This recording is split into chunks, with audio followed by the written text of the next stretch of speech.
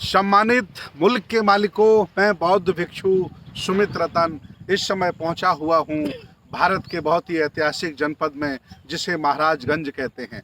ये वही जनपद है जहां तथागत भगवान बुद्ध की ननिहाल देवदाह थी। ये वही जगह है जहां कोलियगढ़ राज्य हुआ करता था। आज कोलियगढ़ राज्य के लोग फिर पुनः घर वापसी की तरफ हो रहे हैं।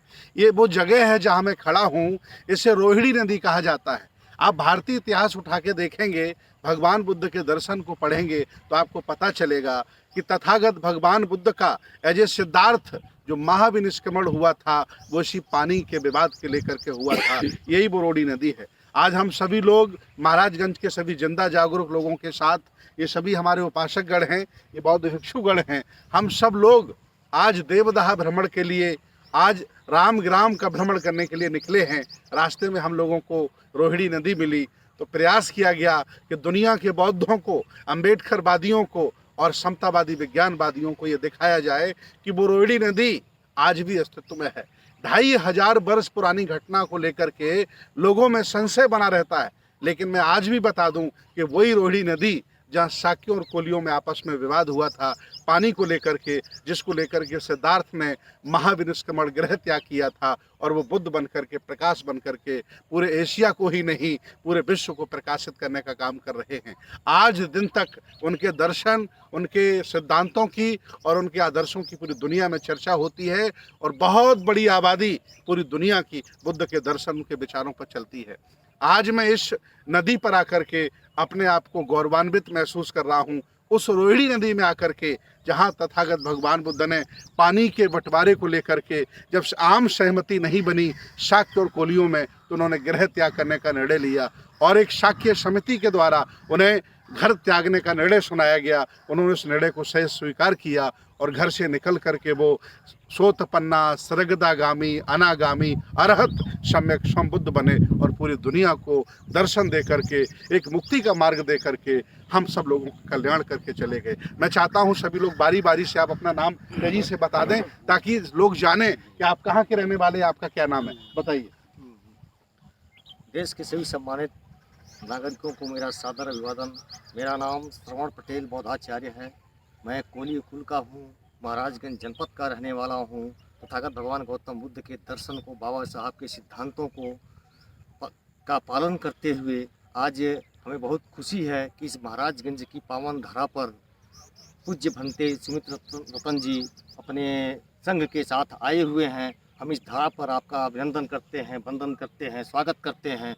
हम कोलिय कुल के लोग हैं और इस इतिहास को पुनः प्राप्त करते हुए अपने समाज के लोगों को, इस देश के लोगों को यह बताना चाहते हैं कि ये भारत की भूमि भगवान गौतम बुद्ध की भूमि है। इस धरती को, इस धरा को जहाँ भी हम खोदते हैं भगवान बुद्ध ही निकलते हैं। इस महाराजगंज की धरती गौरवशाली धरती है जहाँ भगवान बुद्ध का ननिहाल रहा है।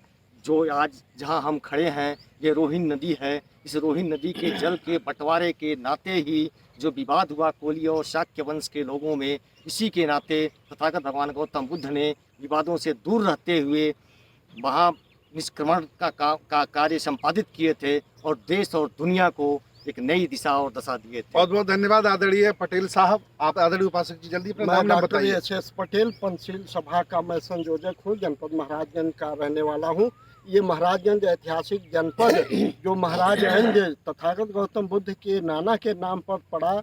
आज हम लोग जिस नदी में खड़े हैं ये पवित्र नदी रोहिणी है और पहली बार इसके जल विवाद को लेके एक महामानव जिसको महाकारुणिक कहते, उसने युद्ध रोकने के लिए अपना राजपाट, घर द्वार और पत्नी बच्चे को छोड़ा। इतना बड़ा त्याग इसके लिए कि युद्ध ना हो। युद्ध खून खराबा कराता है, विनाश कराता है, इसलिए युद्ध रोकने के लिए सिद्धार्थ गौतम ने इतनी बड़ी पीड़ा सहन की और इतनी जो उनको दंड दिया गया, इतना बड़ा दंड उन्होंने स्वीकारा महज इसलिए कि युद्ध न हो। और आज भी हम युद्ध नहीं, बुद्ध चाहते हैं पूरी दुनिया में शांति और अमन बुद्ध से कायम हो सकता है। इसलिए पूरी दुनिया में बुद्ध के संदेश जरूरी हैं, हमें उस पर चलना चाहिए। यही अपील हम अपने पूरी दुनिया के लोगों से करना चाहते हैं। आप सभी को सादर नमो बुद्धाय, जय भीम, जय भारत। बहुत बहुत धन्यवाद आदरणीय पटेल साहब। जितने भी समान विचारधारा के संगठन पूरे भारत में हैं, खासतौर से महाराजगंज में हैं, बुद्धिस्ट सोसाइटी ऑफ इंडिया, और भी बहुत सारे संगठन हैं जिनके प्रतिनिधि हमारे साथ हैं। पूज्य भंते जी हमारे साथ हैं, नाम बताइए अपना। जी, सबसे पहले मैं पूजनीय भिक्खु सुमित रत्न महाथेरा श्रवण संस्कृति के संचालक का इस महाराजगंज जनपद में हृदय से स्वागत, वंदन, अभिनंदन करता हूं कि आपका ये दर्शन मिला और मेरा जिला धन्य हुआ।